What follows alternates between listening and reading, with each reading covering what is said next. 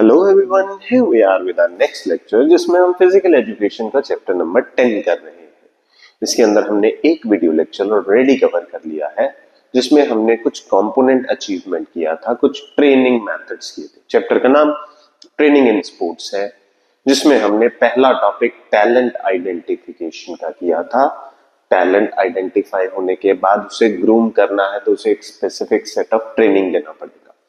वो ट्रेनिंग कौन कौन से कंपोनेंट्स डेवलप करने के लिए होगी, इसमें हमने स्ट्रेंथ के लिए की जाने वाली ट्रेनिंग की बात की थी। स्ट्रेंथ के बाद हमने दूसरा टॉपिक उठाया था एंड्योरेंस का।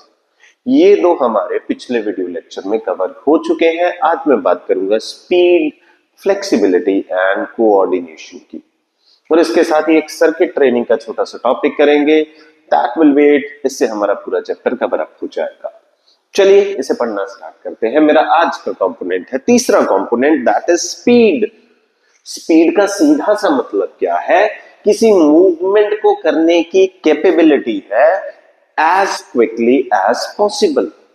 आप किसी मूवमेंट को कितनी जल्दी कर पाते हैं, that defines your speed. And speed के कुछ टाइप्स हैं, लाइक रिएक्शन स्पीड। आप कितनी जल्दी रिएक्ट कर पाते हैं, ये आपके रिफ्लेक्स एक्शंस के ऊपर डिपेंड करेगा। Acceleration speed, locomotory speed, speed movement, speed endurance, ये 5 तरह की स्पीड होती है। हम इन पांचों टाइप्स को एक एक करके डिफाइन करते हैं। सबसे पहला है reaction speed ability. That means immediately, जैसे कि किसी एथलीट ने भागना, एकदम से फायर हुआ, उसने फायर सुना और उसने दौड़ना स्टार्ट कर दिया, रिएक्ट करना। जैसे ही बॉक्सिंग के रिंग के अंदर गो बोला जाता है, साथ के साथ दोनों भिड़ना स्टार्ट कर देते हैं। सिग्नल का वेट हो रहा था, सिग्नल आते ही एकदम से रिएक्ट करना। एक क्रिकेटर को 140-150 की स्पीड पे बॉल आ रही है, विद इन फ्यू सेकंड्स उसको रिएक्ट करना है कि उसे एक बाउंसर डॉज करना है, एक बाउंसर नीचे बैठ के निकालना है, उसे हुक पुल करना है। तो reaction speed ability is the ability to act against a signal. ठीक। दूसरी है एक्सेलरेशन स्पीड एबिलिटी। इसका मतलब है जैसे ही फायर किया उस टाइम तो एक स्प्रिंटर ने भागना स्टार्ट करना है, दैट इज रिएक्शन स्पीड। और उसके बाद में एक स्टैटिक पोजीशन से उसे एकदम से एक्सेलरेशन गेन करनी है और जल्दी से अपना टास्क कवर करना है। एक जीरो स्पीड स्टेट से मैक्स स्पीड स्टेट में आने के लिए जो मिनिमम पॉसिबल टाइम चाहिए वो आपका एक्सेलरेशन स्पीड होगा। It is ability to achieve a maximum speed in minimum possible time. तीसरा topic, that is movement speed ability to do a single small movement in minimum possible time। जैसे cyclist होते हैं, उन्हें अपने नीज के पास से एक कंप्लीट सर्कल करना होता है, और जितनी जल्दी वो ये चीज करते जाएंगे उतनी तेजी से उनकी साइकिल दौड़ेगी और उतनी जल्दी ही वो अपना टास्क कंप्लीट कर पाएंगे। तो एक कंप्लीट मूवमेंट को, एक सिंगल स्मॉल मूवमेंट को करने के लिए मिनिमम पॉसिबल टाइम लगे, that will be movement speed ability. जो साइकिलिंग रेसेस वगैरह होती है उनमें ये बहुत काम की चीज होती है। Then locomotor speed ability, it is ability to maintain maximum speed as long as possible. यानी कि आपने दौड़ना स्टार्ट किया और आप एक कांस्टेंट स्पीड पे 15 किलोमीटर 20 किलोमीटर पर आवर की स्पीड पे लगातार भागते ही जा रहे हैं, that will be locomotor speed. Last is speed endurance. That means fatigue आने के बावजूद भी मूवमेंट को कितनी जल्दी कंप्लीट कर पाते हैं, वो आपकी स्पीड एंड्योरेंस के बारे में बताएगा। तो 5 तरह की स्पीड हमने कवर अप की। इसे अचीव करने के तरीके हैं। सबसे पहला तरीका है पेस रन। पेस रन का मतलब है पूरा का पूरा डिस्टेंस एक ही स्पीड पे दौड़ते जाना। हालांकि ये रिस्की होता है, इंजरी होने के चांसेस अच्छे खासे रहते हैं, पर फिर भी 800 मीटर की रेस या उससे ऊपर की रेसेस में पेस रेस किया जाता है। एथलीट को बोल दिया जाता है कि आप कांस्टेंट स्पीड पे ही दौड़ोगे, आप बीच में स्पीड को कम या ज्यादा नहीं करोगे।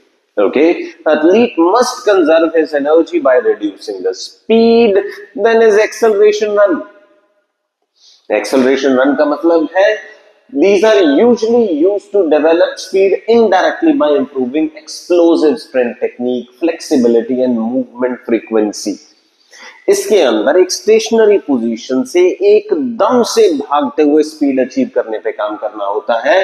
It is the ability of a sprinter to achieve maximum speed from a stationary position. Okay, sufficient interval should be provided between the repetitions. आगे move on कर रहा हूं. Types and methods to develop flexibility and coordination. Flexibility क्या होता है? Range of motion. Range of motion के मतलब एक XYZ पर्सन है, वो अपनी बाजू को इतना मोड़ सकता है, अपनी पीठ के बल पे इतना बैकवर्ड झुक सकता है या फॉरवर्ड झुक सकता है, और आप उससे ज्यादा कर पा रहे हैं. That defines your flexibility. Range of motion को कहा जाता है. कोऑर्डिनेशन का मतलब क्या है? इसका मतलब आपके पास कुछ मोटर स्किल्स होंगी, हैंड एंड आई कोऑर्डिनेशन अच्छा होगा, उसे डेवलप करना सीखना. That is called as coordinative ability. और इसके कितने टाइप्स होते हैं और इन्हें डेवलप करने के कितने तरीके होते हैं, ये मेरा टॉपिक रहेगा. फ्लेक्सिबिलिटी क्या है? Range of movement of the joint in a sports person. तो फ्लेक्सिबिलिटी दो तरह की है, पैसिव एंड एक्टिव. सिंपल भाषा में बता देता हूं. पैसिव का मतलब क्या है? आपके साथ कोई हेल्पर होगा जो आपकी फ्लेक्सिबिलिटी को बढ़ाएगा. सपोज आप बेंच प्रेस कर रहे हैं, आपने वेट उठाया हुआ है और आपको किसी हेल्पर की जरूरत है जो आपको स्ट्रेच करने में हेल्प कर रहा है. या फिर इसके अलावा आप कोई और एक्टिविटी कर रहे हैं जिसके अंदर जैसे पुशअप्स वगैरह है, पुशअप्स करते दौरान आपको किसी के सपोर्ट की जरूरत है, एक हेल्पर की हेल्प से जो आप स्ट्रेचिंग करते हैं, फ्लेक्सिबिलिटी करते हैं, दैट इज पैसिव. और बगैर हेल्पर के जो आप करेंगे दैट विल बी एक्टिव. और उस दौरान दो तरह की और फ्लेक्सिबिलिटी होती है, static and dynamic flexibility. Static position पर रहते हुए मैक्सिमम कितना मूव कर पाएंगे, हिलते डुलते टाइम आप मैक्सिमम कितना मूव कर पाएंगे. ये थोड़ी डेंजरस होती है, द डायनामिक फ्लेक्सिबिलिटी. ओके, उसके बाद मेथड्स टू डेवलप फ्लेक्सिबिलिटी. सबसे पहला है बैलिस्टिक, दूसरा है slow stretch and hold method, post isometric stretch method. चलिए इन्हें पढ़ना स्टार्ट करते हैं. सबसे पहला है स्लो स्ट्रेच एंड होल्ड. ये बड़ा कॉमन होता है.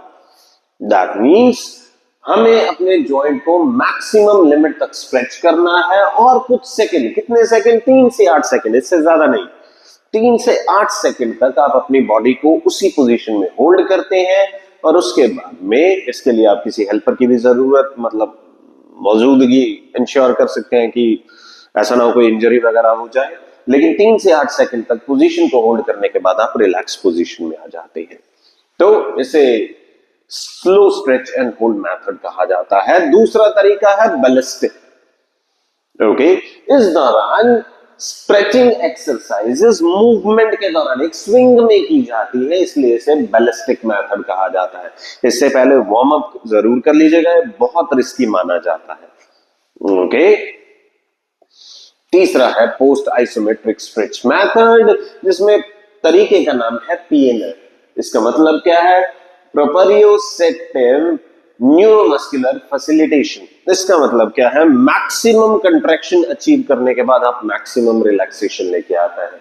ये आपके न्यूरॉन को हैबिचुअल बना देता है कि मैक्सिमम कंट्रैक्शन, मैक्सिमम रिलैक्सेशन, एक टाइम पीरियड देना है जिस दौरान हमारी बॉडी की मसल वर्कआउट कर रही होगी. तो इसे PNF कहा जाता है. It is the fastest and most effective way known to increase static passive flexibility. Okay, ये हालांकि एक पर्टिकुलर टाइप का स्ट्रेचिंग नहीं है, पैसिव स्ट्रेचिंग और आइसोमेट्रिक स्ट्रेचिंग का एक कॉम्बो होता है. ओके, तो इसमें करना कैसे होता है? After assuming an initial passive stretch, किसी हेल्पर की हेल्प से स्ट्रेच करवा लीजिए. Okay, the muscle being stretch is isometrically contracted for 7 to 15 seconds. After which the muscle is briefly relaxed for 2 to 3 seconds and then immediately subjected to a passive stretch which stretches the muscle even further than the initial passive stretch. तो पहले बार थोड़ा सा stretch कीजिए, 2 से 3 second का gap करके थोड़ा और स्ट्रेच कर लीजिए, स्ट्रेचिंग की लिमिट बढ़ाते जाइए और ये पैसिवली चलेगा. The final passive stretch is held for 10 to 15 seconds and the muscle is then relaxed for next 20 seconds before performing another PNF technique. तो मैक्सिमम स्ट्रेच करना है कुछ सेकंड का पॉज लेके हेल्पर को बोलना इस बार थोड़ा ज्यादा करना, फिर थोड़ा सा टाइम बढ़ा के रिलैक्सेशन का फिर से हेल्पर को बोलिए इस बार इससे और ज्यादा स्ट्रेच कीजिए। ये हर बार करते जाइए, इससे आपकी मैक्सिमम स्ट्रेचिंग हो पाएगी।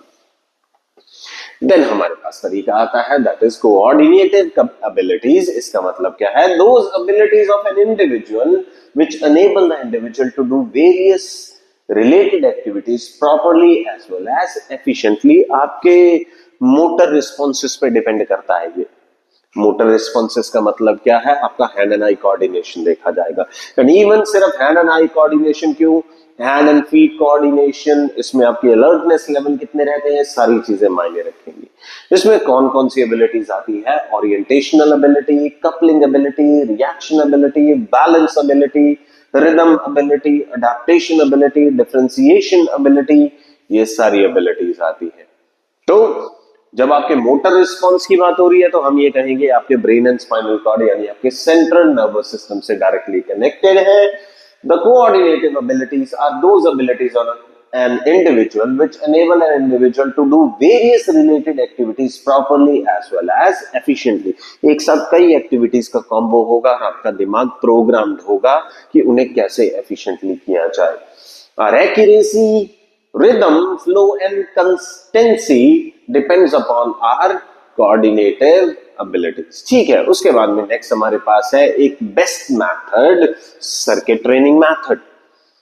इसमें आप सभी ने ये किया होगा, सुबह सुबह कई बार क्या होता है, हमें ये झोल उठता है कि आज से एक्सरसाइज करनी स्टार्ट करेंगे, तो सभी तरह की एक्सरसाइज का एक पूरा सेट सा बना के लगा लेते हैं। पहले पुशअप्स मार लेंगे, फिर पुलअप्स मार लेंगे, फिर आर्म स्ट्रेच कर लेंगे, फिर थोड़ा एब्स लगा लेंगे, थोड़ी लेग्स लगा लेंगे। तो सभी चीजों का एक combination that is called as a circuit training method. Simple भाषा में बात करें तो the circuit training method was designed by Adamson and Morgan in year 1957. It is a scientific arrangement of exercises performed systematically and repeatedly in such a way that it looks like a circuit।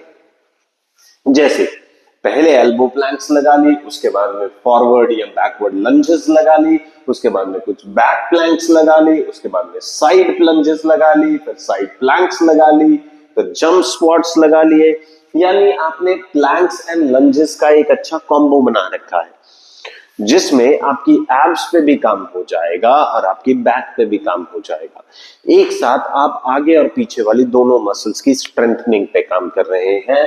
ये एक circuit training होगा। It is a method of training that involves multiple station that makes a complete circle. It usually consist of 10 to 12 training stations. इसमें 10 से 12 अलग अलग exercises का training modules का combo दिया जाता है and the need and intensity required for the training program set कर दी जाती है। रिकवरी पीरियड कंट्रोल्ड होता है 10 सेकंड 20 सेकंड जितना भी रिक्वायर्ड हो। देन मेन कैरेक्टरिस्टिक क्या है सर्किट के? ये सिंपल होनी चाहिए और इजी टू एग्जीक्यूट होनी चाहिए।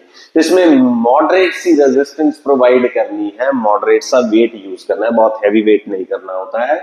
Frequency and number of reps may vary as per need of the program। तो देखिए कि आप प्रो हैं, देखिए कि आप एक रूकी हैं, देखिए कि आप पुराने टाइम से करते आ रहे हैं, उस हिसाब से कितने रेप्स लगाने ये आप पे रहेगा, रेपिटेशंस कितने होंगे। जैसे वो होता है ना, बाइसेप कर्ल मारने हैं 15-15 के 3 लगा लो यार, तो रेप्स कितने मारने हैं? 3 मारने हैं, 4 मारने हैं, वो डिफाइन हो जाएगा। The aim of the circuit training is to develop endurance and strength. एक साथ दोनों चीजें आएंगी और it takes into account exercises of the whole body। Main characteristic क्या है ये हम ऑलरेडी वर्कआउट कर चुके हैं, रिपीट हो गया, सॉरी फॉर दैट।